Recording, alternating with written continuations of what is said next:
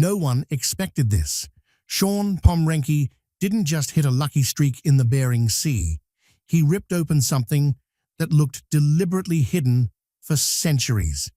In just 3 days, his new super dredge pulled up $380,000 worth of gold from waters most crews won't even approach. But that price tag was only the distraction. The real shock came from what surfaced with the gold. Bizarre artifacts, coins that don't match any known trade system, and sonar readings that point to something intentionally buried deep beneath the sea floor. This wasn't a fluke. It wasn't a normal wreck. The ocean responded. Gear malfunctioned. And the deeper the team went, the stranger the discoveries became.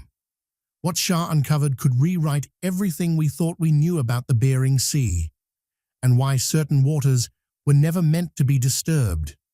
Before we go any further, be sure to like and subscribe, because what they raised from the deep should not exist. That morning, the Bering Sea was unnaturally still.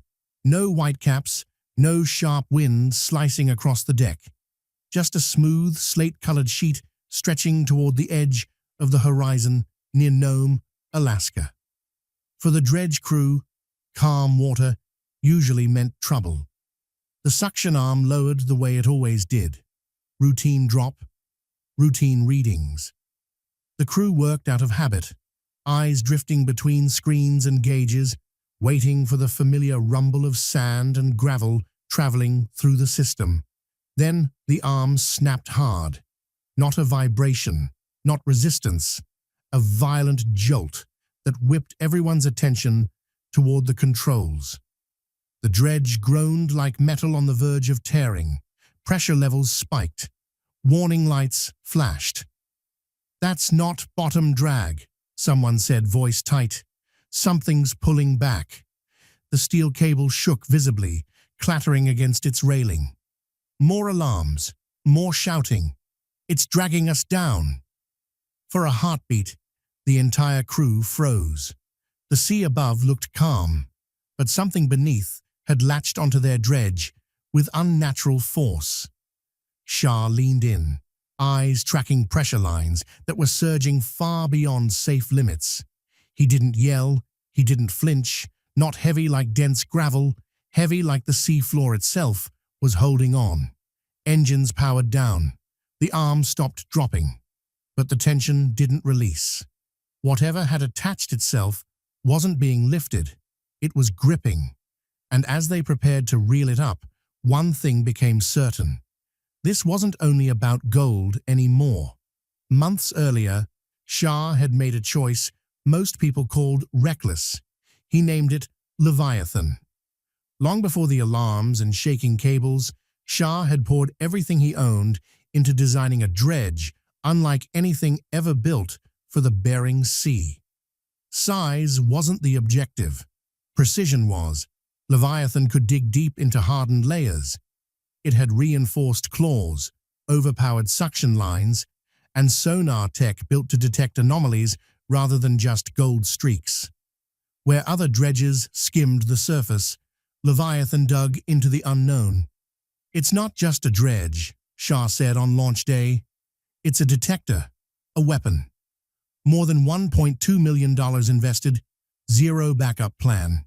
If Leviathan failed, everything was gone. But Shah didn't build it for ordinary pay streaks. He built it for the untouched zones, the sealed layers, the seabed areas written off as empty. And now, with the dredge straining against something invisible, Leviathan was doing what it was meant to do: find the impossible. The winch pulled slowly, inch by inch, the resistance loosening only slightly. When the tray finally surfaced, the deck went dead silent. This wasn't loose gravel. This wasn't sediment. The tray held a solid black mass, dense, fused, unmoving like stone. It kept its shape as the water drained away, refusing to crumble. Thin red mineral lines streaked through it like veins. One crew member brushed the surface gently. It was smooth, too smooth. "These aren't natural," he whispered. Scattered through the mass were stones shaped with precision, worn the same way, some with edges far too straight to be formed by water. Faint tool marks, intentional work. This didn't form here, the sonar tech said. This was placed. As they chipped into the hardened material, something metallic flashed beneath the grime. They slowed, worked carefully. An object emerged, a flattened disc, corroded, intact, marked with symbols, hidden under rust and age. Not trash, not modern, an artifact. The shape, the patterns, everything felt manufactured and ancient. Shah stepped forward. "We didn't just find gold," he said. "We found something someone hid." The sea remained unnervingly calm, the dredge motionless. And beneath that first piece, Sonar showed more. Something larger, something deeper, something buried with intention, untouched until now. The diver went back down, this time carrying ground-penetrating sonar instead of dredge lines. Visibility was terrible, the kind of darkness that swallows light. But sonar doesn't need sight, only shape. The screen flickered, then locked on. And there it was, a massive symmetrical structure hidden beneath 8 feet of sediment. Not broken, not scattered, intact. Long horizontal forms appeared first, evenly spaced. Beams, then vertical supports, like ribs frozen in place. The outer edge curved inward with clear design. "That's hull structure," someone whispered. More passes revealed the shape completely. Squared stern, reinforced sides, far too engineered to be natural, far too old to be modern. And beneath the hull, a hollow section. Box-like, 12 feet wide, metallic, not cargo spilled in chaos, cargo hidden with purpose. Shah stared at the data. Calm, focused. "Whatever this is," he said, "it was here before our maps existed. And whatever was locked beneath that vessel had stayed untouched for centuries. Once the dredge shifted position, the gold came fast, unnervingly fast. The sluice mats filled instantly. Fine flakes first, then streaks, then chunks, solid pieces the size of fingertips. Within hours, they passed $30,000. A normal day would have been full of cheers. Not this one, because scattered through the gold were objects no one could explain. The first coin hit the sorting tray with a blunt, weighty clink. It was thicker than anything minted today, its edges square and uneven, like metal poured by hand instead of pressed by machine. The surface carried wear, but not the kind that smooths metal out. Markings still clung to it, faint characters that matched no American, Russian, or British origin. Then more coins surfaced. One caught a beam of light just right, revealing an image beneath its corrosion. A tall-masted ship, proud and towering, not a river barge, not a fishing boat. And on the opposite side, a circular emblem slowly emerged, a serpent consuming its own tail. The crew stared at each other, wide-eyed. This wasn't contamination from the dig. This was history rising out of the sluice. The onboard archaeologist, originally hired just in case strange debris appeared, picked up one of the coins, hands shaking. He didn't grin, didn't celebrate. "These are old," he whispered, "at least 15th century. Silence gripped the deck. "Maybe Spanish," he added. The word hit like a wave. Spanish meant roots far to the south. Spanish meant maps that never stretched to Alaska. Spanish meant dates that didn't align with this coastline. And still, the coins kept coming. Not scattered, not scraped into fragments by centuries. Intact, preserved, as though sealed away, and only now exposed. The dredge operator looked back at the sonar feed. The hollow beneath the wreck was still untouched. Whatever gold they were finding above wasn't the main cache. It was overflow. As daylight faded and thick clouds rolled in, something uneasy settled over the vessel, and it had nothing to do with marine forecasts or failing equipment. Finally, a veteran crewman spoke. "My grandfather told stories about this water," he said quietly. "Stories nobody laughs at anymore." He recited an old Inupiaq legend, one about a gleaming ship that appeared without sails, weighted with stolen treasure, a ship that never resurfaced. One said the gold wasn't stolen from land, but from spirits beneath the sea. When the ship tried to return, the water consumed it. "The sea remembers what's taken," an elder had warned, "and the sea waits." The Bering Sea has swallowed more vessels than anyone can count.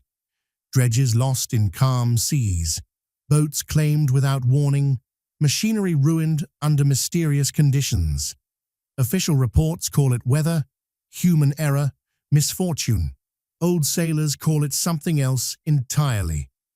Shah thought back to a warning from his father, from a time when known gold was easier and danger felt smaller.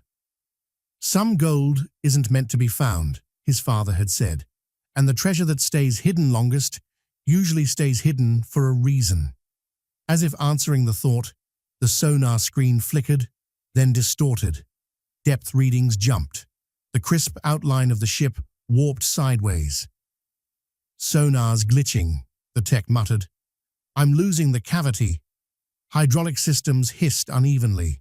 One monitor shut itself down, then rebooted without input. Above them, the light vanished.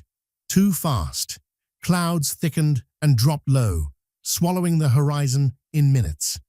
Wind rose suddenly.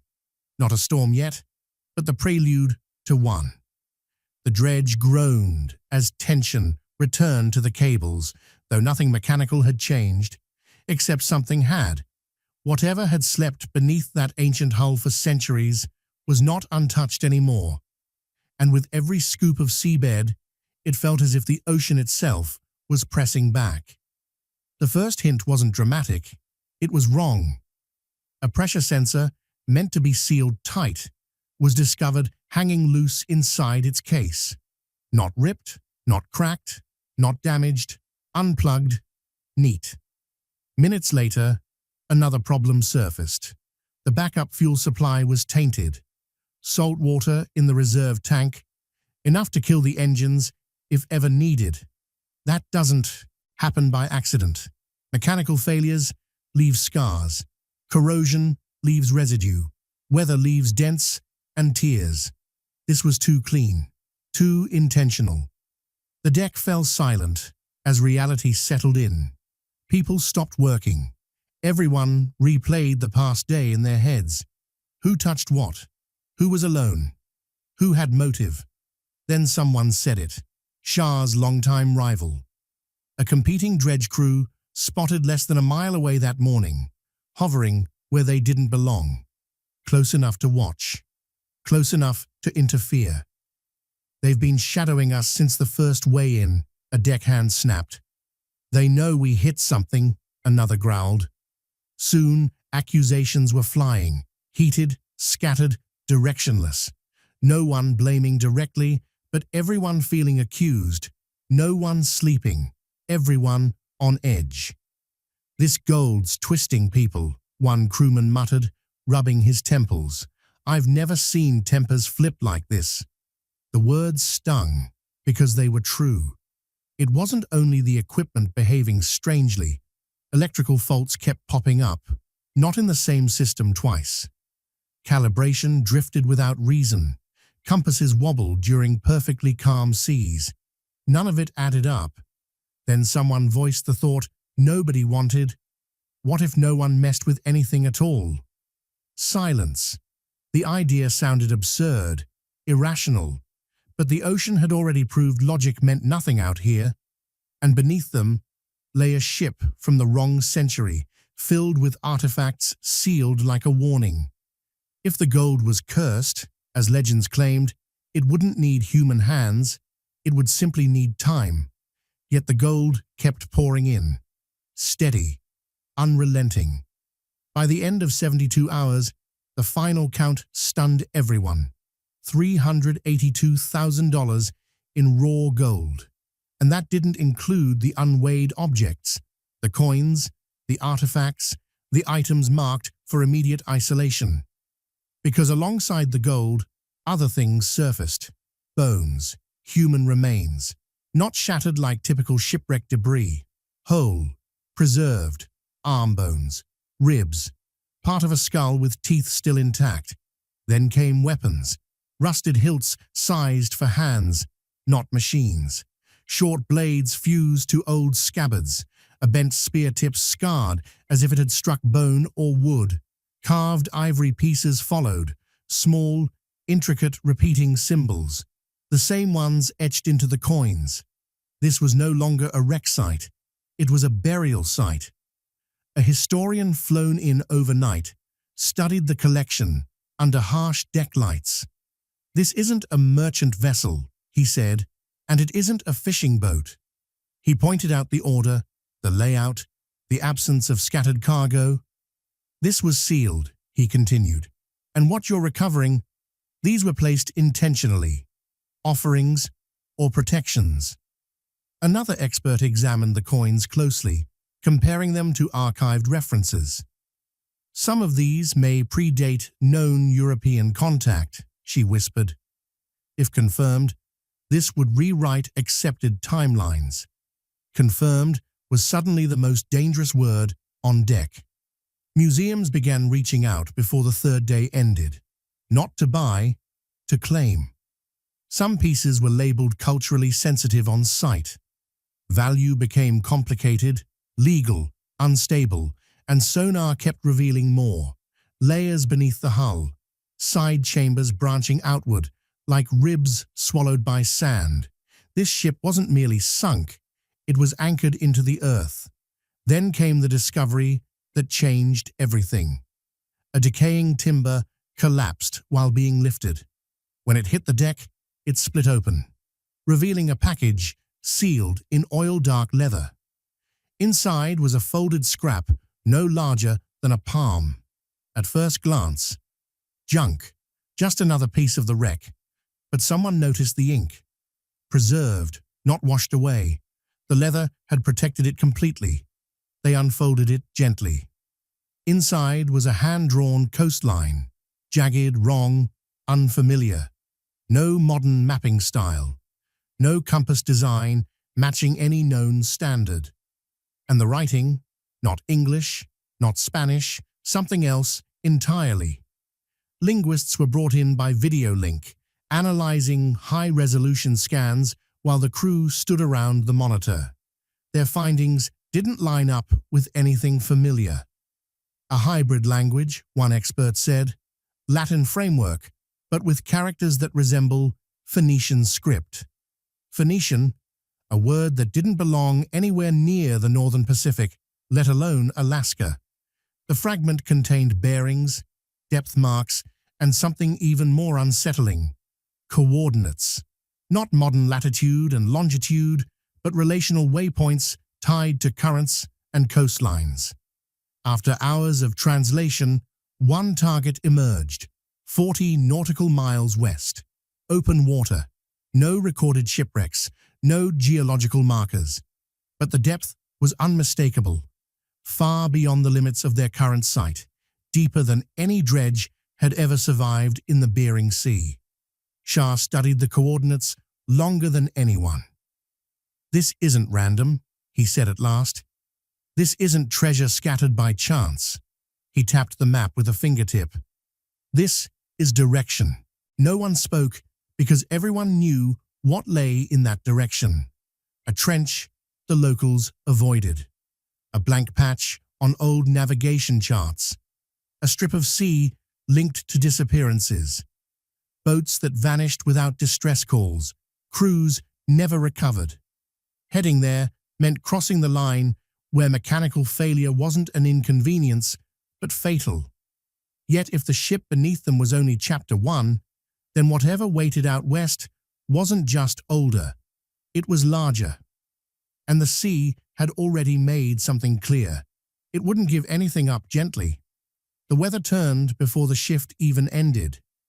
Winds surged past forecast speeds in minutes. The dredge rolled harder with each wave, metal straining under tension it shouldn't have felt. Then it struck. Not a swell, not a breaker. A wall of water rose from nowhere and smashed into the port side, hard enough to shake the entire superstructure. One crane folded under the hit, shearing through its base. The claw arm twisted mid-arc, hydraulics shrieking as steel bent. Crew members slammed to the deck. Gear tore loose. Alarms shrilled and died. Radios sputtered once, then fell silent. Emergency lights flickered, then blacked out completely. Total darkness swallowed the vessel. For 12 minutes, there were no instruments, no sonar, no radar, no GPS, only the roar of waves on metal and the wind tearing across the deck. When the lights finally surged back on, chaos erupted across the bridge. Status calls, damage reports, diagnostic lines streaming too fast to read. Sonar rebooted last. The tech stared at the display, refreshing again and again. Nothing. No outline of the hull. No cavity. No density markers. Just static. The seabed beneath them looked featureless. Smooth, blank, clean. "It's gone," someone whispered. Shah stepped forward, eyes fixed on the monitor. He shook his head. "No," he said quietly. "It didn't vanish." He tapped the dark screen. It concealed itself. Because sediment couldn't shift that fast. Shipwrecks didn't simply erase their footprint. And the ocean didn't give back what it protected for centuries. Something had moved, something had closed. With the site buried, focus shifted to the artifacts already recovered. And the deeper experts looked, the less it resembled treasure. These objects didn't match merchant inventories. No trademarks, no commercial distribution. Patterns emerged, symbol repetition, ritual order, deliberate scarcity. One ivory carving captured immediate interest. When digitally enhanced, its seal appeared clearly, a cross unlike Spain's, unlike England's, unlike early French emblems. It matched the Order of Christ, Portugal's successor to the Knights Templar. The deck fell silent. The Order of Christ wasn't built on commerce. It funded missions, secret expeditions, the transport of relics, and knowledge. Their ships often had no recorded manifests, no public logs, no maps. The rectangular hollow beneath the shipwreck now made sense. It wasn't storage, it was a vault. And vaults weren't built to guard gold alone. They were built to safeguard information, scrolls, charts, objects meant to survive conquest, collapse, and time. Some researchers had long proposed that secret fleets reached the Americas far earlier than history admitted, not to colonize, but to hide something old, something dangerous, something the world wasn't meant to rediscover. Until now, those theories were smoke. Now there were coins, weapons, human remains, ritual objects, and a vessel sealed beneath the Bering Sea.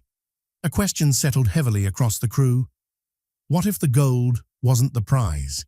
What if it was weight, ballast, to anchor the ship permanently, to ensure its contents never surfaced? If that was true, then the real cargo remained where it was placed, and the sea reacted the moment they got close. Repairs became the priority. The damaged claw was unusable. One crane couldn't be fixed on deck. Systems needed recalibration before any new dive, but Shah never mentioned retreat. He talked only about depth, and somewhere beneath the Bering Sea, beyond the wreck, beyond the vault, beyond the gold, something ancient remained sealed, intact, unfinished, waiting. The ocean hadn't turned them away. It had answered.